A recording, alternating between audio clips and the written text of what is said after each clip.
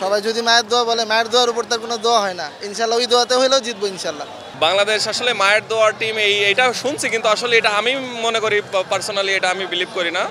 ইনশাল্লাহ ইনশাল্লাহ অবশ্যই পারবে না কেন, আমাদের আশা আছে, ভরসা আছে, আমরা জিতবো। ওপেনিং যদি ভালো করবে এটাই আশা আছে। ইনশাল্লাহ বড় দলের সাথে আমরা বড় দল হয়ে যাব, আমরা ভালো খেলবো।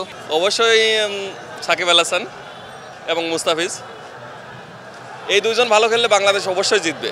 সাকিব শুধু বাংলাদেশের না, ও আপনার সারা ওয়ার্ল্ডেরই একজন আইকন প্লেয়ার। আশা করি নেক্সট ম্যাচে তার ধারাবাহিকতা বজায় রাখবে।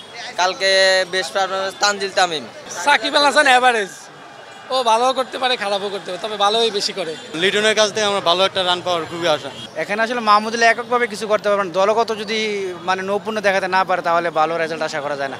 সৌম্য, শান্ত, লিটন দশাদের কাছ থেকে ভালো কিছু আশা করা যায় না। বেশি ভালো করার দরকার সাকিব আল হাসানের, কারণ অনেক দিন যাবত সাকিব আল হাসান ওরকম রানও করতে আসে না এবং বোলিংও ওরকম একটা ভালো করতে আসে না।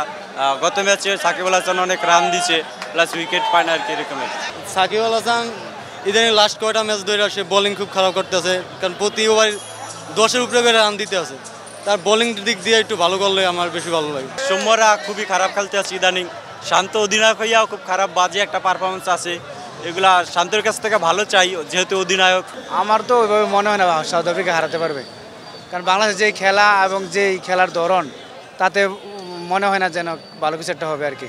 ইনশাল্লাহ আমাদের যে কনফিডেন্স প্রথম ম্যাচটা জেতার পর, ইনশাল্লাহ আমরা হারাইতে পারবো।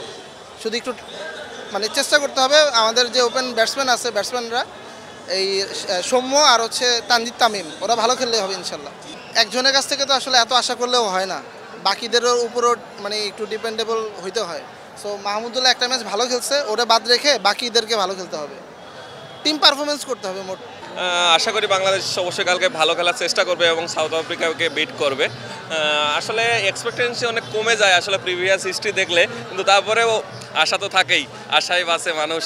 বাংলাদেশ আসলে ভালো খেলার চেষ্টা করে, কিন্তু এদের মানসিক যে ব্যাপারটা আসলে ঘটে যায়, যে একটু প্রেশারে থাকে অল টাইম, যে জয়ের চাপ থাকে, আমাদের এক্সপেকটেশনের চাপ তারা হয়তো বা নিতে পারে না, এটাই।